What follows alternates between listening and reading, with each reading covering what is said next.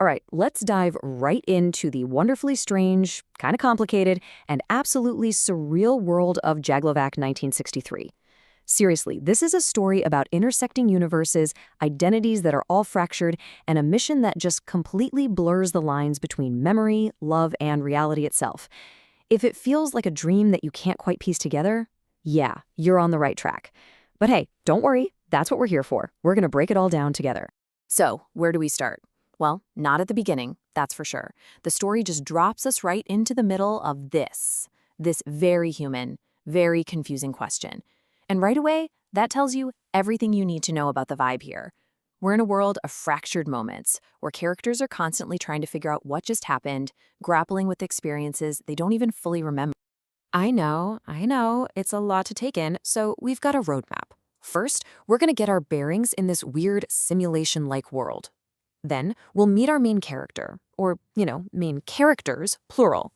From there, we'll explore the multiverse they live in, figure out what this Buttercup's trap mission is all about, and finally, we'll unpack the huge ideas this story is really wrestling with. Okay, let's start with the basics. The first step to getting Jaglavak 1963 is just accepting that you're not supposed to get it all at once. You just gotta let it wash over you. Yeah, the source material does not hold your hand.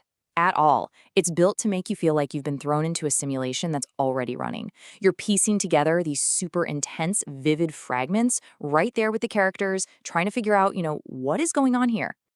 Now, this is maybe the most crucial piece of the puzzle. Who is our protagonist? The answer is, well, it's complicated. He's not really one person. He's three totally distinct identities, all existing at the exact same time. And this slide right here, it breaks it down perfectly. Think of it like a play. Papillion Days, the director. He's the real-life guy pulling the strings. Periwinkle Bubbles? He's the actor on stage, the character Papillion is playing. And Tolo Bayaus, he's the stage itself, the ancestral consciousness where this entire drama is happening. One man, three layers. So how in the world do all these identities and stories even connect?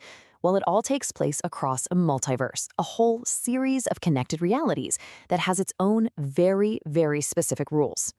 Right, so this whole story isn't just stuck in one reality. It spans 9 different intersecting universes.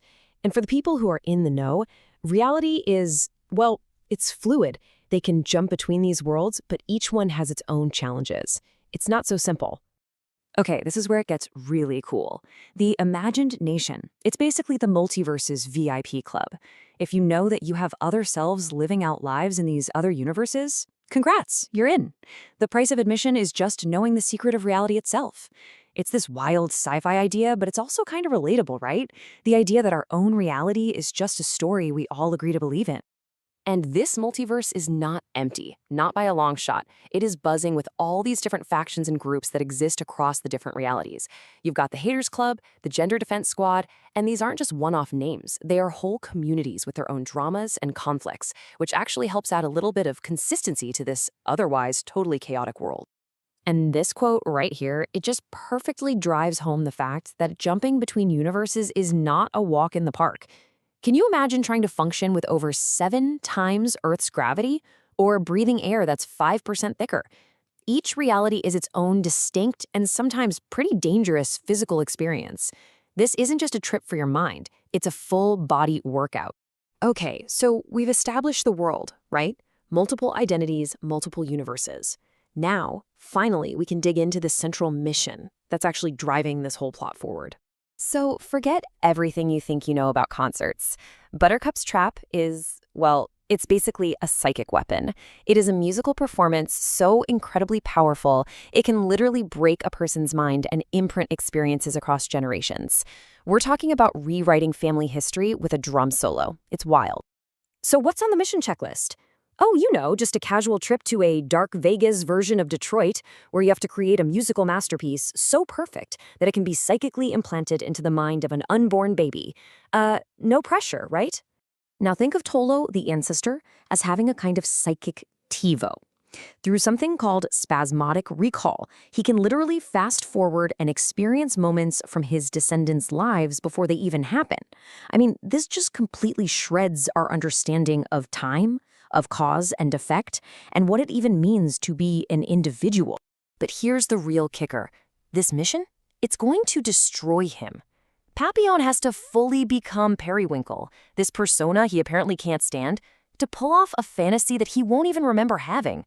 Can you just imagine the emotional fallout of that? For him and for everyone who actually knows the real him? So what's the point of all this strangeness? It's not just sci-fi for the sake of sci-fi. This story is a really deep dive into what it means to be human and how we connect with each other when all the normal rules of reality are just gone. This quote, this gets right to the heart of it. In this universe, your memories, your experiences, even your love for another person can be programmed. I mean, just think about that. What if your deepest, most personal feelings could just be edited or erased completely? What does that do to the idea of free will?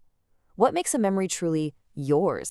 The whole story is basically a philosophical playground, and it's asking some really profound questions. Are you just the person you are right now, or are you the sum of all your possible selves? If a memory was implanted in your brain, is it still real? And how do you find genuine connection, genuine love, in a world where there are infinite realities and your past can be rewritten? It's this constant search for something true in a universe where truth itself is completely up for debate. And the relationships, oh, they are just heartbreakingly beautiful. I mean, imagine loving someone your entire life, the way Marla loves Periwinkle, but the person behind that character, Papillon, has absolutely no memory of you. It's a world filled with these intense connections, and at the very same time, this devastating loneliness. So in the end, Jaglavak 1963 leaves us with this really haunting question. If your deepest experiences could be written into someone else's mind, are they still yours? It's a story that will make you question where you end and where the people you love begin. And honestly, in our world of shared digital lives and carefully crafted online personas, that feels like a question worth asking.